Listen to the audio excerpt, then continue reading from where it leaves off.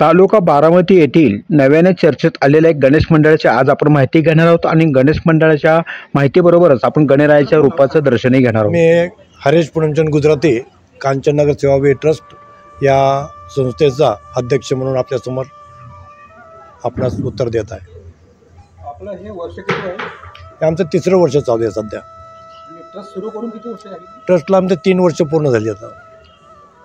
आपलं ह्यामध्ये पद अध्यक्ष म्हणून? हो, अध्यक्ष म्हणून मी काम करतो। तिसरं वर्ष आहे ना? हो। तर 3 वर्षाचा अनुभवाबद्दल तुम्ही काय सांगाल? 3 वर्षाच्या अनुभवामध्ये या ठिकाणी गणपतीचं मंदिर उभा करायचं ज्यावेळेस नक्की झालं 2021 मध्ये याचा मुहूर्तमेढ सुरू झाला आणि 14 जून 2023 मध्ये या मंदिराचं आपण या गणपती श्रीची मूर्तीची प्राणप्रतिष्ठा केली।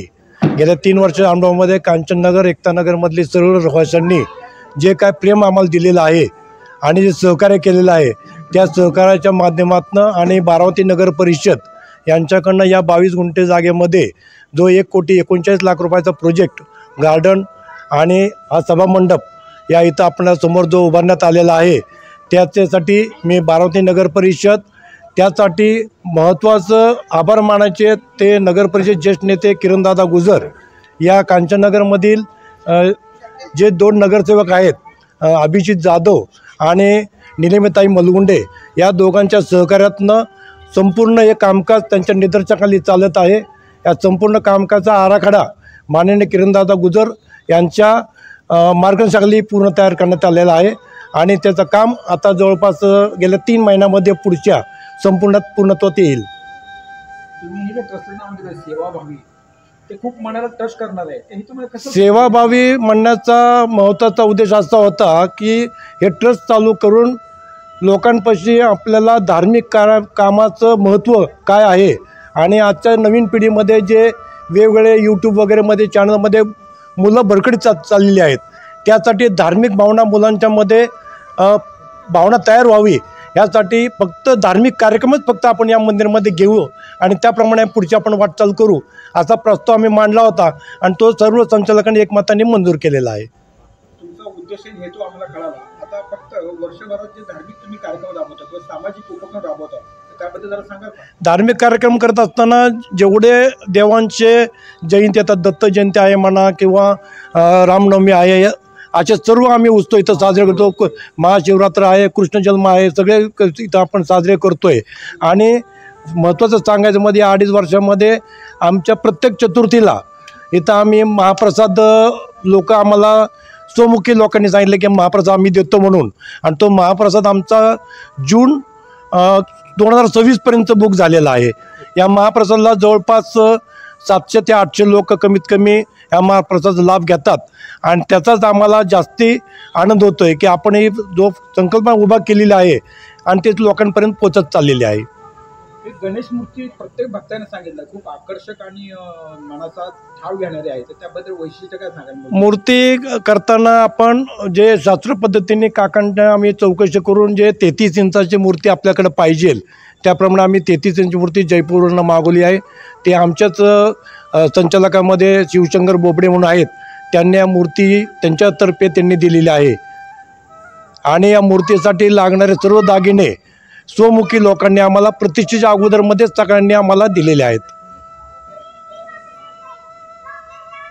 आपल्या भविष्यातील योजना काय आहेत? आता भविष्यामध्ये योजनामध्ये लहान मुलांमध्ये धार्मिक भावना वाढण्याकरता जे क्लासेस आहेत ते क्लासेस घेण्याचा आमचा विचार आहे की लोकांपर्यंत लहान मुलांना आत्तापासूनच त्यांच्या मनामध्ये धार्मिक भावना प्रस्थापित व्हावी म्हणून। आपले इतर पदाधिकारी कार्यकर्ते हितचिंतक आणि आपल्याला प्रत्येक मदत करणारे त्यांची काय नावं सांगू शकाल तुम्ही? त्याच्यामध्ये नाव घेण्यासारखे खूप लोक आहेत, त्याच्यामध्ये प्रतिष्ठित आमचे मित्र पण इथं आत्ताच आपल्यासमोर बसलेले आहेत। स्वराज फर्निचरचे ते मोठे उद्योजक आहेत, त्यांचं संपूर्ण महाराष्ट्रामध्ये फर्निचरचा मोठा व्यवसाय आहे आणि असे सर्व मोठी लोक ह्यांनी आवर्जून आम्ही त्यांच्यापाशी आम्ही जाऊन त्यांना या मंदिराचा आपला उद्देश काय आहे हे सांगितल्यानंतर त्यांनी आम्हाला भरघोस असा आम्हाला त्यांनी मदत केलेली आहे। प्रत्येकदा तुम्ही दिलेल्या माहितीबद्दल धन्यवाद। आपण इतर उपक्रमाला भविष्यात भेटू आणि सांगायला आनंद होतो आम्हाला की गेल्या 2.5 वर्षामध्ये जवळपास 47 ते 48 लोकांनी स्वमुखी इथून सांगितलं की आम्ही मूर्तीपाशी बसून इथं आम्ही नवस बोललो होतो आणि तो नवस आमचा पूर्ण झालेला आहे. त्याचाच आम्हाला जास्त अभिमान आहे. आता शेवटचा प्रश्न जो प्रत्येकाच्या मनामध्ये असतो, पहिला गणेशोत्सव आणि आताचा गणेशोत्सव तुमच्यामध्ये काय फरक झालेला आहे? पहिला गणेशोत्सवमध्ये लोकमान्य टिळकांनी जे गणेशोत्सव साजरा केला होता त्याच्यामध्ये लोकांमध्ये धार्मिक भावना वाढण्याकरता त्यांनी ही सुरुवात केली होती. पण आजच्या युगामध्ये नवीन पिढीमध्ये फक्त त्यांना DJ पाहिजे, नाचायला पाहिजे आणि जो महत्त्वाचा उद्देश आहे की लोकांमध्ये धार्मिक भावना प्रस्तुत व्हायला पाहिजे ती होत नाही. त्याची खूप खंत वाटते. परत एकदा धन्यवाद. जय गणेश. धन्यवाद. मंगलमूर्ती मोरया, गणपती बाप्पा मोरया. बसा की तुम्ही. मी अंबादास भगवान लकडे आपल्या समोर थोडक्यात गणरायाची माहिती सांगत आहे.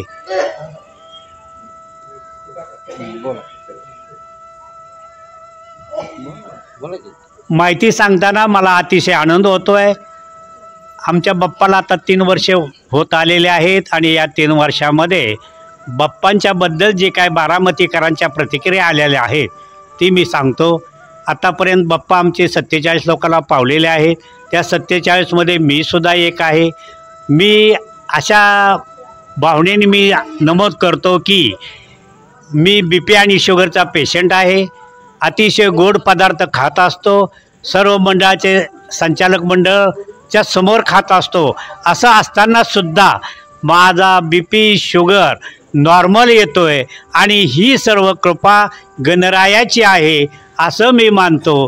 तसेच आतापर्यंतच्या अन्नदानाच्या बाबतीमध्ये अध्यक्षांनी आमच्या सर्व सांगितलेलं आहे. पण अन्नदान किती श्रेष्ठ आहे. माझे गुरु आदरणीय कैलासवासी बाबा महाराज सांगत होते, जर माणसाने एकच पंगत दिली तर 5 पिढ्याचा उद्धार होतो.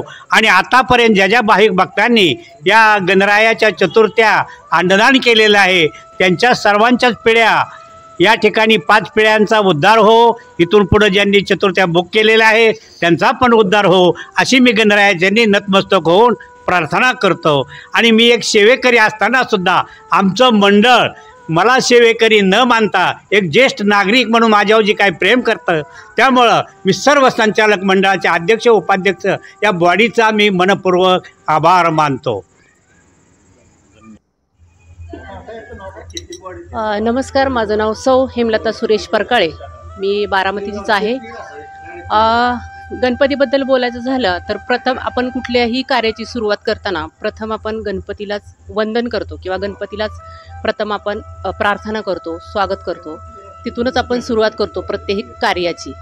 तर गणपती हा असा आहे म्हणजे अगदी छोट्या मुलांपासून ते वयोवृद्ध लोकांपर्यंत गणपती हा सगळ्यांचा आवडता देवता आहे. आणि गणपतीमुळे एक प्रसन्न वातावरण तयार होतं. खूप छान वाटतं. आणि इथं जे मंदिर आहे ते खरंच नवसाला पावणारा गणपती आहे. आणि आम्ही दरवेळी इथं येतो. आमच्यातर्फे आरती असते. इथं वाढदिवस असेल त्यांचीही आरती घेतली जाते आणि इथं खूप छान स्वागत केलं जातं. आणि हा खरंच गणपती अगदी बारामतीत प्रसिद्ध असा आहे. गणपतीवर बोलण्यासारखं बरंच काही आहे, पण बाकीच्या सगळ्या माझ्या वडीलधाऱ्यांनी जे सांगितलं आहे गणपतीबद्दल, मी अजून वेगळं काही सांगणार तर मी गणपतीबद्दल एवढंच सांगू शकते. धन्यवाद. साहेब, मला आपल्याला एवढंच सांगायचं आहे, आमचा बाप्पा तर नवसाला पावतोच आहे. महाराष्ट्रामध्ये आपण मुंबईकर म्हणतात लालबागचा गणपती पावतो, पुणेकर म्हणतात दगडूशेठचा गणपती नवसाला पावतो. आणि साहेब आज बारामतीकर म्हणू लागल्यात कांचननगरचा गणपती नवसाला पावतो. याचा मात्र आम्हाला निश्चितच आनंद होत आहे, अभिमान वाटतो. आभारी आहोत साहेब, आभारी आहोत. मोरया. मी सचिन काका प्रकाश क्षीरसागर, कांचननगर गणपती मंदिरामध्ये पूजेचं मी काम करत असतो. तर गेले 10 महिने झालं या ठिकाणी मी कार्यरत आहे. रोजच्या पूजेमध्ये आम्ही गणपती बाप्पांसाठीचे रोज 5 आवर्तनं अथर्व शीर्षाचे असतात आणि त्याच वेळेला आपण त्या ठिकाणी जलाभिषेक घेत असतो. विशेष कार्यक्रम ज्या वेळेला असतील, विनायक चतुर्थी असेल अथवा संकष्ट चतुर्थी असेल, तर त्या ठिकाणी आपण जल अभिषेक, पंचामृत अभिषेकही ठेवत असतो. आणि विशेष म्हणजे दरवर्षी या ठिकाणी गणेश यागाचं प्रयोजन केलेलं असतं. गणेश यागामध्ये होम हवन आणि हे कार्यक्रम आपण या ठिकाणी घेत असतो.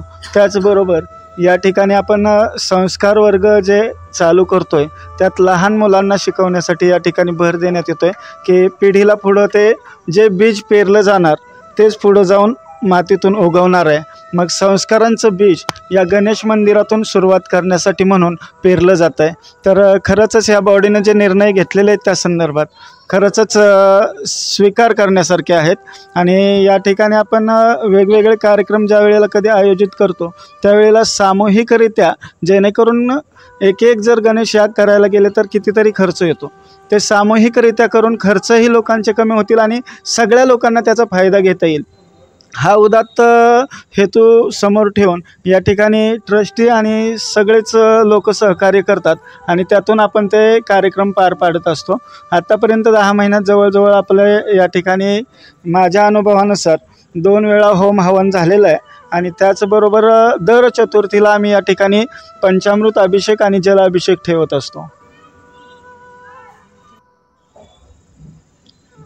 मी दत्तात्रय कोडलकर, कांचननगर सेवाभावी ट्रस्टचा उपाध्यक्ष.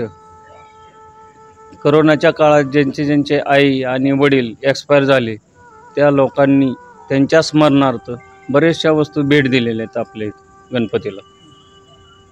म्हणजे बरेच कोणी दरवाजेचे चौकट दरवाजा, कोणी फरशी मार्बल, कोणी चांदीचे दागिने आणि कोणी मी स्वतः तुळशी वृंदावन दिले आणि अजून काही बरेच वस्तू आहेत.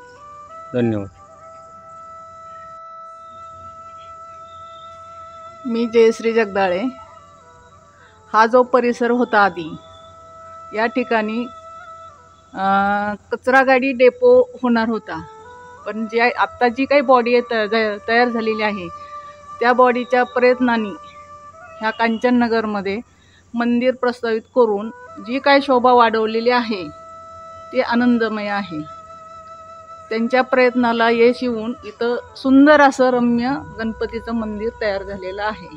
याचा आम्हाला अभिमान आहे, आमच्या बॉडीचा आम्हाला अभिमान आहे. धन्यवाद. माझे नाव निर्मला जगताप, राहणार कांचननगर. इथे मंदिर झाल्यापासून डेली मी रोज आरतीला येते आणि एक दिवस आरती चुकली तर मला अगदी काही चुकल्यासारखं वाटतं. खूप छान प्रोत्साहन पण जास्त लोकांचं पण असतं सकाळ संध्याकाळ. आणि मला इतकं आजारी होते ना, पण आता 5 प्रदक्षिणा घालते मंदिरात येऊन सकाळी सकाळी, त्यामुळे अगदी इतकं प्रसन्न वाटतं ना, घरी जाऊच वाटत नाही लवकर आणि छान वाटतं खूप. आरती वगैरे छान आहे. माझं जे आजार काय असतो तो पूर्ण बरा झालेला आहे. मला आता त्याचं काहीच वाटत नाही, खूप छान वाटते. गणपती बाप्पा मोरया, मंगलमूर्ती मोरया, गणपती बाप्पा मोरया, मंगलमूर्ती मोरया, गणपती बाप्पा मोरया, मंगलमूर्ती मोरया. मंदिर मामा की जय.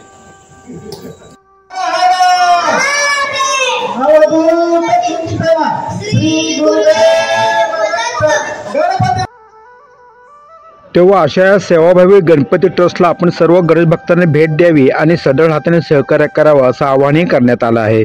वस्तुरूपी मदत तसंच आर्थिक मदतही तुम्ही ह्या मंडळाला देऊन आपल्या मनातील इच्छा पूर्ण करू शकता.